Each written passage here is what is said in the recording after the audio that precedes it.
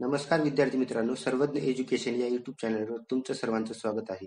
आज आहे 16 मार्च. आजच्या दिवसाचे जेवढे काही चालू घडामोडीचे महत्त्वपूर्ण प्रश्न बनत असतील ते या व्हिडिओमध्ये आपण डिस्कस करणार आहोत.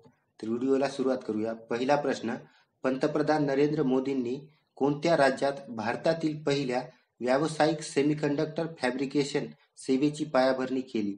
तर गुजरात राज्यामध्ये भारतातील पहिल्या व्यावसायिक सेमीकंडक्टर फॅब्रिकेशनची पायाभरणी करण्यात आली आहे.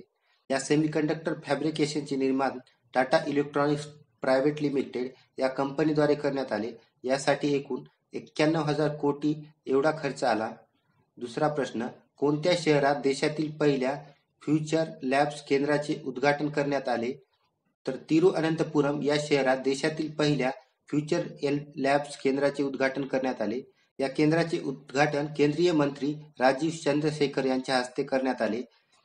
हे पुढील पिढीतील चिप डिझाईन, उत्पादन आणि संशोधनात महत्त्वाची भूमिका बजावण्यासाठी हे केंद्र विशेष असेल.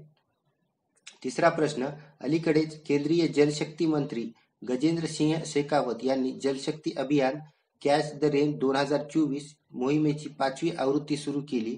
तर या अभियानाची थीम काय आहे? तर या अभियानाची थीम नारी शक्ती से जल शक्ती अशी आहे.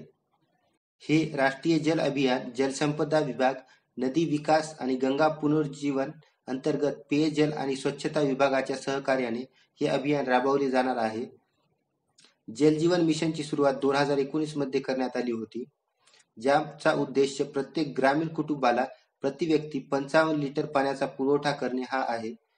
चौथा प्रश्न, नुकत्याच पार पडलेल्या रणजी करंडक 2023-24 चे विजेतेपद कोणी पटकावले? तर मुंबईने 2023-24 च्या रणजी करंडकचे विजेतेपद पटकावले. मुंबईने सर्वाधिक वेळा आणि एकूण 42व्यांदा रणजी करंडक पदक जिंकले आहे. पाचवा प्रश्न, कोणत्या राज्यातील क्रोशिया लेस शिल्प क्राफ्टला नुकताच जीआय टॅग देण्यात आला आहे? तर आंध्र प्रदेश राज्यातील क्रोशिया लेस शिल्प क्राफ्टला नुकताच जीआय टॅग देण्यात आला आहे. आंध्र प्रदेशातील नरसापूरमध्ये उत्पादित केल्या जाणाऱ्या क्रोशिया लेस शिल्प क्राफ्टला चीनच्या मशीन निर्मिती उत्पादनांपासून संरक्षण करण्यासाठी तेथील राज्य सरकारने हा निर्णय घेतला आहे. सहावा प्रश्न, 13 मार्च रोजी भारतीय नौदलाच्या पाणबुडी विरोधी कारवायांना चालना देण्यासाठी हे जहाज लॉन्च करण्यात आले आहे. तर INS आग्रे आणि INS अक्षय ही 2 जहाजे लॉन्च करण्यात आली आहेत. ही जहाजे garden reach shipbuilders and engineers limited द्वारे विकसित केली आहेत. अलीकडेच निधन झालेले अरुण कुमार शर्मा हे कोणत्या क्षेत्राशी संबंधित होते? तर ते एक पुरातत्वशास्त्रज्ञ होते. अरुण कुमार शर्मा हे अलाहाबाद उच्च न्यायालयाच्या आदेशानुसार राम जन्मभूमी अयोध्या जागेचे उत्खनन करणाऱ्या टीमचे सर्वात ज्येष्ठ सदस्य होते.